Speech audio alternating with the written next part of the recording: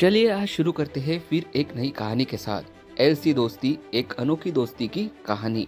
एक गांव में दो अच्छे दोस्त रहते थे, लल्लू कॉइल एल एंड छुटकू कैपेसिटर सी। दोनों साथ में खेलते, घूमते और मस्ती करते थे।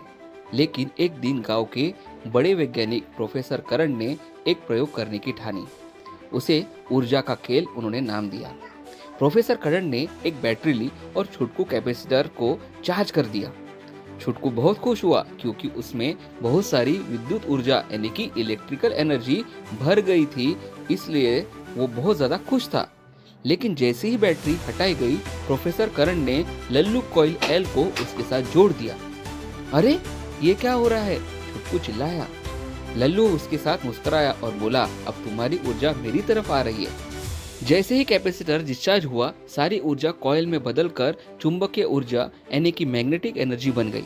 अब लल्लू के अंदर ऊर्जा भरी थी और छुटकू बिल्कुल खाली हो गया। अगले ही पल कॉइल बोला, अब मेरी बारी, और उसकी चुंबकीय ऊर्जा वापस छुटकू की विद्युत ऊर्जा बनकर जाने लगी। इस तरह से ऊर्जा कभी कैपेसिटर में जाती तो कभी कॉइल में। फिर ऐसा क्या हुआ कि इनकी दोस्ती अचानक रुक गई। दोनों की यह दोस्ती बहुत अच्छी चल रही थी, लेकिन अचानक गांव में रूपा यानी रेजिस्टेंस नाम की एक नई लड़की आई। वो जहां भी जाती ऊर्जा थोड़ा थोड़ा खा जाती है।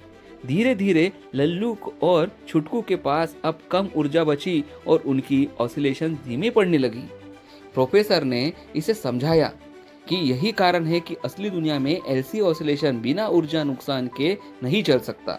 यदि आर होता है यानी कि रेजिस्टेंस होता है तो ऑसिलेशन धीरे धीरे खत्म हो जाता है और इसे हम डैम्प ऑसिलेशन का नाम दे सकते हैं। और अगर हमें फिर से इसे चालू करना है तो फिर से हमें बैटरी लगाकर कैपेसिटर को पहले चार्ज करना पड़ेगा और उसके बाद ये ऑसिलेशन आपको फिर से वापस चलती हुई मिलेगी।